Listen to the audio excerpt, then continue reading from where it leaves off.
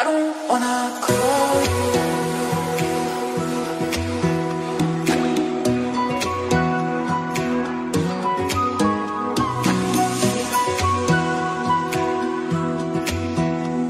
Maka dengan ini secara resmi MBKM dengan bisa mandiri program yang dilaksanakan oleh Fisip Untan saya nyatakan dilepas.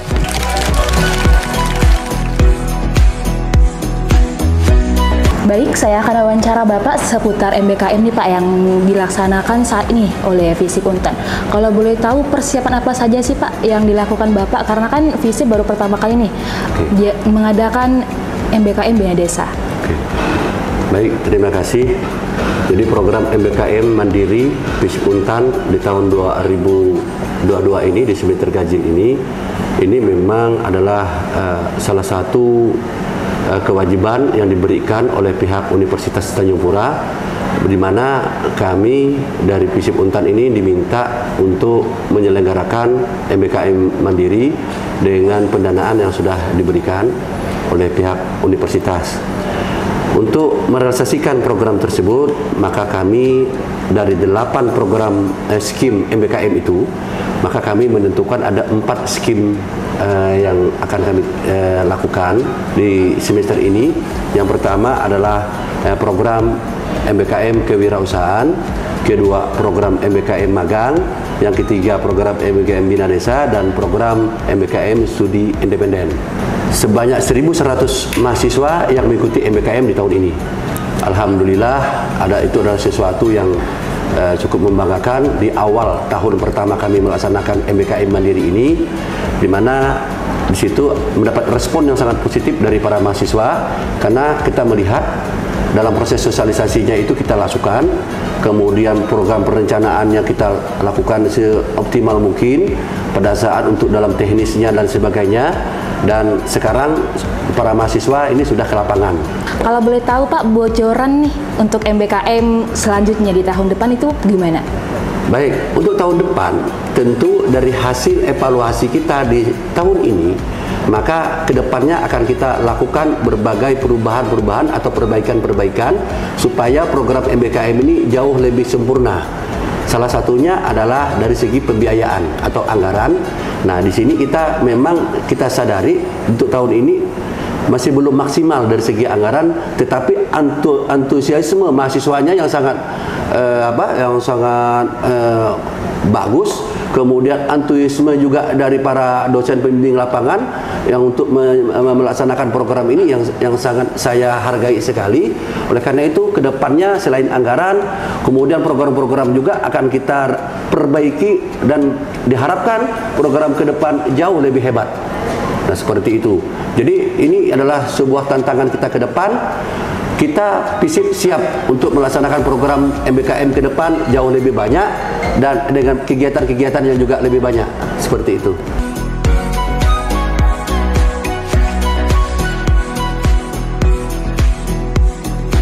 Jadi ada beberapa perencanaan-perencanaan yang kami lakukan sebelum mereka turun ke lapangan. Antara lain memang perencanaan ini dari awal bulan Juli sampai dengan sekarang itu persiapan yang kami lakukan adalah pendataan peserta MBKM Bina Desa. Setelah pendataan itu sudah terpenuhi, kami melaksanakan latihan pembekalan bagaimana menyamakan visi tentang tujuan MBKM Bina Desa. Dari pendataan itu alhamdulillah sebanyak 187 orang mahasiswa Fisip siap untuk turun ke lapangan di beberapa kabupaten, antara lain Bengkayang, Kuburaya, Pontianak, Kayong Utara, dan Ketapang. Jadi 5 kabupaten kami menjadi daerah sasaran kami, dan MBKM Desa Binaan ini sasaran adalah daerah-daerah wisata. Bagaimana peran dari mahasiswa ini untuk mendukung memasarkan daerah-daerah wisata itu dengan program digitalisasi. Nah, ini tugas mahasiswa. Nah, tugas pokok mahasiswa MBKM Bina Desa. Program yang lain kita akan menyesuaikan dengan kebutuhan pokok setiap desa yang ada atau yang menjadi sasaran MBKM Desa Bina Desa di Kalimantan Barat ini.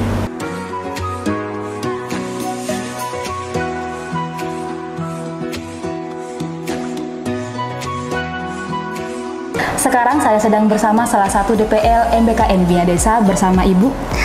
Dengan saya Ignacia Debbie Batualo SOSM SI. Dan boleh saya nanya-nanya nih Bu tentang seputaran MBKM Bina Desa yang diadakan FISIP tahun 2022? Oh boleh. Oke. Pertanyaan pertama, karena ini baru pertama kali, butuh persiapan apa saja sih Bu untuk menghadapi kedepannya? Mungkin yang pertama itu setelah adanya program MBKM Bina Desa ini kami melakukan audiensi terkait dengan tempat yang akan menjadi sasaran MBKM Bina Desa kami, yaitu di Kelurahan Banjar Serasan. Nah, setelah melakukan audiensi kami memberikan beberapa perjanjian kerjasama dengan kelurahan tersebut.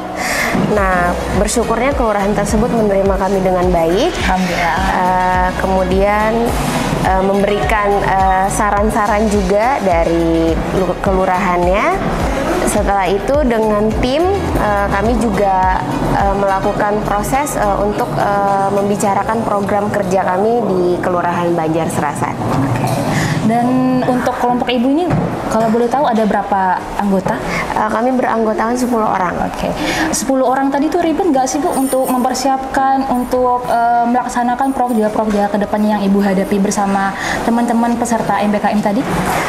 Kalau ribet sih enggak ya, karena maksudnya saya dengan tim kayak punya kesepakatan kita ini tim ya, saya tidak memposisikan diri sebagai dosen supaya mereka juga tidak kaku ketika melakukan program kerja mereka.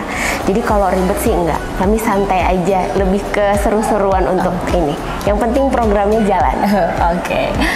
Dan boleh nih Bu, kesan dan pesan bagi mahasiswa peserta MBKM nih, boleh disampaikan? Oke. Semoga peserta MBKM semuanya dapat melakukan kerjasama dengan kelurahan dan desa masing-masing, dan semua program kerja yang sudah disiapkan terlaksana dengan baik dan maksimal. Terima kasih Bu Debbie telah berkenan untuk diwawancara bersama kami. Sukses selalu ya. Oke, sama-sama.